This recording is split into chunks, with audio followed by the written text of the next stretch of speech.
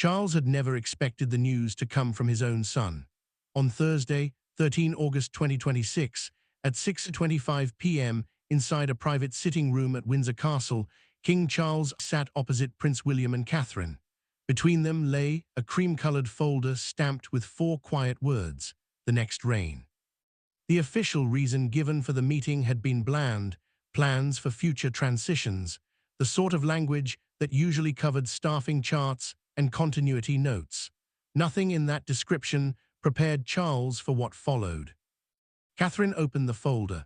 The moment Charles saw that she, not William alone, was driving the discussion, the atmosphere shifted. This was not a courtesy briefing. Catherine was a full participant in the decision. As Charles turned the first page, his modest assumptions about Camilla's future began to dissolve. There was no demand that she leave the family, no attack on her dignity or her marriage. The language was cooler, more institutional. When the next reign began, there would be one sovereign, one working household, and one center of royal authority. A surviving consort would keep her legal status, her place in the family, and her personal dignity. What she would not inherit automatically was a second royal court, no permanent communications office, no guaranteed institutional staff, no presumption that Clarence House would continue as a distinct headquarters simply because it had served the previous reign. Charles had assumed continuity. William had not originated the idea. 3 days earlier at Kensington Palace, Catherine had been reading a historical briefing on royal transitions.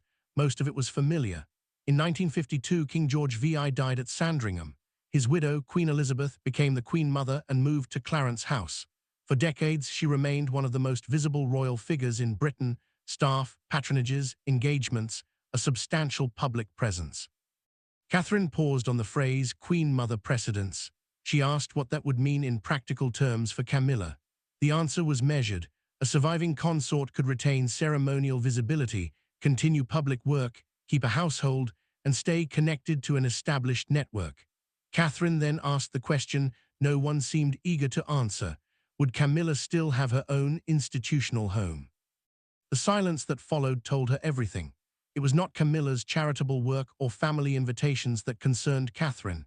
It was the machinery: advisors, diaries, communications, invitations, patronages, residential access. Each piece looked harmless alone.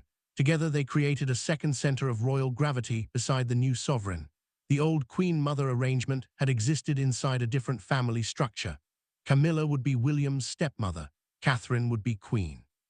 The histories, loyalties, and pressures were not the same. When Catherine turned to William and asked whether they were prepared to inherit assumptions designed for someone else, or whether they intended to design their own reign, the conversation stopped being technical. William resisted at first. He knew the risk. Any move that limited Camilla's future institutional role would be called revenge. Diana's name would surface. Catherine would be accused of pushing another queen aside. William would be charged with settling old scores. He did not want that story.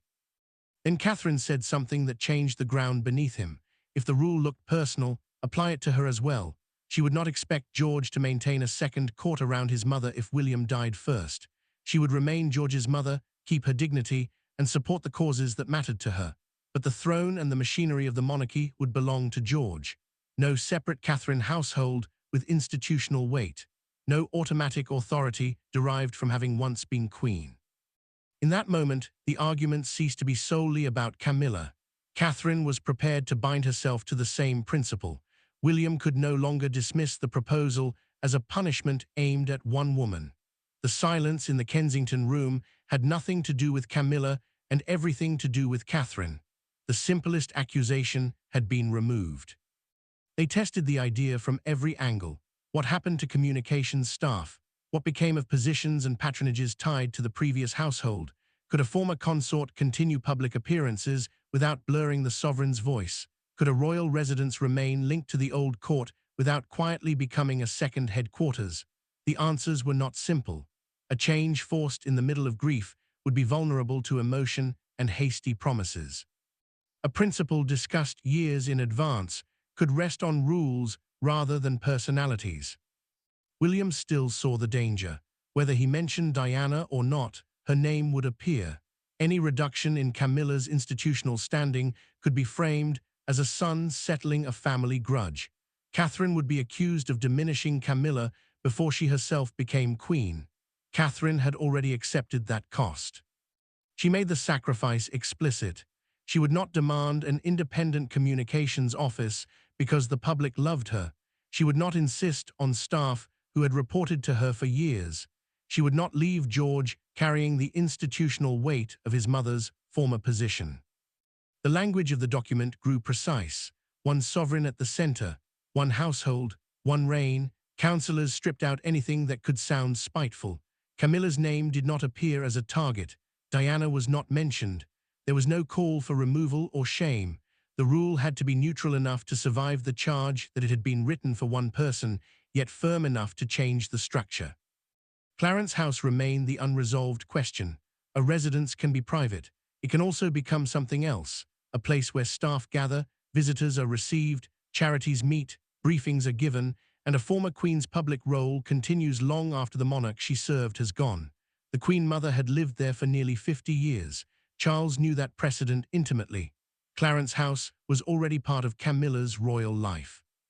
If William and Catherine were serious about one family, they had to decide whether the principle applied only to staff and offices or to the house itself. They could not settle it among advisors. Charles had to hear the proposal first, not after a leak. So they arranged the private meeting at Windsor under the bland heading of future transitions. By the time the folder was ready, Catherine's original question had become a rule capable of shaping every subsequent reign. Only Clarence House still hung in the air. Charles would ask about it first. At 6:31 that evening, Charles finished the first page and slowly raised his head. The room no longer felt like a routine discussion of continuity. William sat with hands folded. Catherine kept the folder open. Charles had read enough to understand the direction, but not enough to accept the implications. His first reaction was not anger, it was disbelief. "This is about Camilla," he said. William answered carefully, "Camilla is affected." "That is the same thing." Catherine spoke before William could continue. "No, it is." Charles found that reply more troubling than an argument. He looked back at the paper. A new reign would begin with one sovereign, one chain of institutional power, and one central working family. A living consort would keep family status and personal dignity, but no office, dwelling, or staff structure would continue automatically. He stopped at one line and asked the question William had expected. "What about Clarence House?" No one answered at once. Decades of history sat inside that silence. To Charles, Clarence House proved that a widow could remain significant without competing with the sovereign. The model was familiar and, in its way, comforting. William prepared to challenge it. "Nothing happens automatically," he said.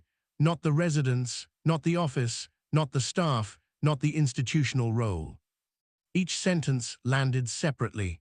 Charles had expected William to form his own court. He had not expected a rule that the previous queen's structure could end with the previous king's reign. For the first time, the conversation became brutally personal. "And if I am not here to protect her?" For a moment, the monarch disappeared and the husband remained. William's expression softened, but his answer did not change. "We will not have to protect her." Charles looked at him. "What do you call this then?" William waited. Charles had spent decades waiting for the crown. Now his son was asking him to picture a time when it had already passed, and Camilla living inside a monarchy that was no longer their shared home. Charles turned to Catherine, expecting her to remain supportive but silent. Instead, she took the argument in a direction he had not anticipated. "It applies to me as well." Charles stared. The sentence did not fit the answer he had been constructing. Catherine continued. If William died first and George became king, she would accept the same principle. She would not expect George to maintain a separate court around her simply because she had once been queen. She would not presume to keep William's staff. She would not insist on a permanent institutional voice beside her son's throne. Charles listened without interruption. Catherine was enclosing her own future inside the rule. That made the argument far harder to reject. When she delivered the line that stopped the room, "My son should never have to inherit both his father's crown and my power," Charles looked down at the folder and said nothing. No explosion, No abrupt end. He simply sat. He might still dislike William's boundary. He might worry for Camilla. He might wonder whether so complete a break with history was necessary. But Catherine had removed the easiest defense. He could no longer claim the regulation existed only because of Camilla. She herself had surrendered the same future privilege. At last Charles raised his head and asked for one thing. Camilla should hear it directly. She entered at 7:10. The moment she stepped into the room, she knew something had changed. Charles had stopped reading. William sat upright, controlled. Catherine's hand rested near the second page. The usual easy smile that eased tense family moments was absent. William spoke first, measured and formal. He did not begin with her title or with Clarence House. He began with the future. When the next reign started, he and Catherine had decided how their household would function. There would be one sovereign supported by one major working household. Other family members could remain prominent, active, and respected, but no second court would continue automatically beside the new king. Camilla's expression shifted. She grasped the implication at once. That is yours. William corrected her quietly. The king, the distinction was deliberate. He was not presenting the arrangement as a personal victory over her. The household attached to the crown would answer to the person wearing it. Catherine answered the next question. You remain family. Camilla stared. Not royal, though. That is not what was said. William intervened. A change of reign would not erase Camilla's legal standing. She could continue her own charitable work. She could attend family occasions. She could appear in public if the sovereign invited her. What would not continue automatically was the institutional machinery that had upheld that role during Charles's reign. Staff of the working household would answer to the reigning sovereign. Communications would run through the new court. Official representation would require the king's invitation. Residences linked to royal work would be reviewed rather than presumed permanent by precedent. Camilla struggled most with the uncertainty. She turned to Charles. So I disappear the moment you are gone. William answered before his father could. No, losing automatic institutional authority was not the same as vanishing. A former queen could continue to take part in national life without running a parallel court. She could be present without becoming a second official source of guidance. Then he spoke the sentence that clarified the entire idea. Family and government are not the same thing. Camilla became still. For years, her public role had been built on serving alongside Charles, staff, briefings, ceremonies, patronages, banquets, causes. The plan did not erase those years. It simply did not guarantee they would continue after Charles. That quieter defeat was harder to argue against. Catherine spoke again. There was no triumph in her face. Because she had already placed herself under the same rule, she knew exactly what it could cost. If William died first and George became king, she would not want her son to maintain a separate Catherine household around her. No separate court, no inherited authority over staff, no enduring institutional voice beside George simply because she had once been queen. The opposition in Camilla's expression eased. Catherine was not asking for a sacrifice she herself would never make. That mattered. For the first time since entering the room, Camilla stopped asking only what she would lose and began asking what the rule actually was. Was it written solely for widows of kings? Would every future consort be bound by it? Could a later sovereign undo it easily? William turned the page. Beneath the first sheet lay a second heading Camilla had never seen, the one court principle. Under it ran a list of names and scenarios that made the scope unmistakable. The concept would apply to every surviving consort who followed a reigning sovereign. Catherine was on the list. So was George's future wife. Even Charlotte's possible future role was covered if the crown ever rested on her head. This was not a private arrangement for one difficult transition. It was a succession rule. A former consort could be invited by the next monarch to continue official duties, keep certain patronages, attend major events, or support causes linked to the monarchy. But none of those responsibilities would continue simply because they had existed before. Authority would have to be renewed. Camilla read the second sheet more slowly. The argument she had prepared no longer fitted. She could not claim the proposal isolated her. Catherine had already accepted it. Future partners would face it. The structure was designed to outlast the people in the room. Charles understood that too. For the first time that night, he was no longer reading solely as Camilla's husband. He was reading as a sovereign examining a principle that might shape George and generations beyond. The discussion had moved far past one house and one woman. The question was whether the monarchy should reorganize around the person who actually inherited the throne or preserve long-standing centers of power by default. William had already tested the idea with Princess Anne a few days earlier. Anne had lived her entire life inside the institution. She had watched one reign end, another begin, and the machinery of transition at work. She remembered the Queen Mother as a living force, not a historical image. Clarence House had been busy. The Queen Mother had remained well-known, well-liked, and firmly established. William asked whether ending that model would weaken continuity. Anne's reply was brief: different family. Different reign. When pressed, she did not use the moment to criticize Camilla. She focused on the crown. The next monarch had to be given the right to rule, nothing more.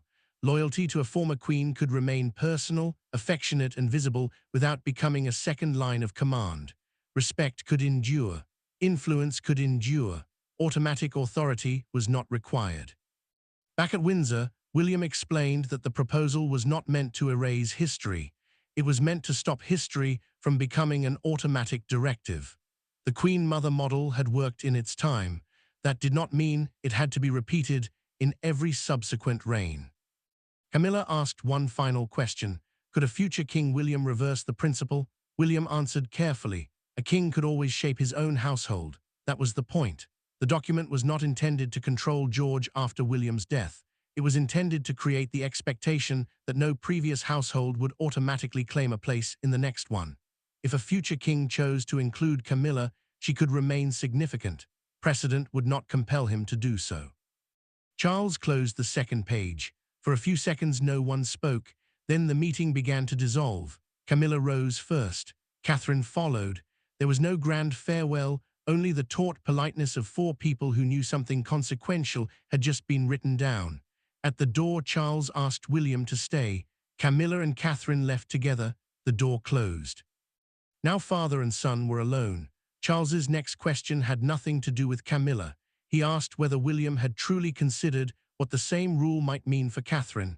William answered without hesitation: every day. The tone of the room changed again. Charles had spent most of the meeting thinking about the woman beside him and what she might face without him. Now he was forcing William to imagine the same absence from the other side: George inheriting the throne earlier than anyone wished, Catherine still alive, still loved, still carrying years of public service, yet no longer at the head of the organization she had helped lead. Charles pressed him. Could William accept that? Could he picture Catherine stepping away from the crown's machinery without bitterness, without a distinct household built around everything she had once stood for? William looked toward the door. Catherine had just passed through and answered in a way Charles had not expected. No, but she can. Charles could not dismiss that. Catherine had not supported the idea because it cost her nothing. She had supported it because she believed the next sovereign should inherit both the throne and the freedom to rule. Even if that sovereign was George, and even if the public loved her, she would not allow herself to become a permanent second center of royal authority. With that, Charles sat back. Camilla had begun the quarrel. Catherine had closed it. The ruling stood because of her. The following morning, Friday 14 August, William and Catherine reviewed the final draft. The language remained free of emotion. Diana was not mentioned. Charles was not criticized. Not a single line targeted Camilla. Nothing that could be read as retaliation. Only one idea: at the start of the next reign there would be one ruler, one court, and one working household. William signed first. Then he turned the page to Catherine. She read the sentence once more and placed her name beside his. 2 signatures, 1 choice. There was no celebration. Both understood that the document described losses they themselves might one day experience. What mattered was not the paper itself, but the principle it carried. For decades, the British monarchy had remembered Queen Elizabeth, the Queen Mother, as proof that a widowed queen could remain one of the most prominent figures in royal life long after her husband's reign ended. Clarence House had become part of that memory, and with it, the idea that continuity could simply be handed down. William and Catherine were choosing differently. Camilla could remain Charles's widow. She could remain family. She could appear wherever the sovereign chose to include her, and continue the causes that mattered to her. What she would not do was transfer Charles's institutional framework automatically into William's reign, and Catherine had written herself into the same destiny. That was the detail that changed everything. Popularity would not exempt her. History would not exempt her. Years spent beside the king would not automatically create a second court beside George. One household, one ruler, one reign would still be the standard. Charles had entered Windsor thinking the discussion concerned staffing. He left having seen the monarchy that would follow him. The silence that settled over him was not the silence of a lost argument. For a few minutes, he had been forced to imagine a future in which William's rule had begun, his own had ended, and Camilla's place inside that future would be decided by the succeeding monarch rather than by promises made during his own reign. One question remained open. Charles had asked first about Clarence House. William had never fully answered it. That single unresolved point could decide whether the principle stayed on paper or became the clearest break yet from the Queen Mother era. If, at the start of the next reign, only one court controlled Clarence House, the change would be visible to everyone.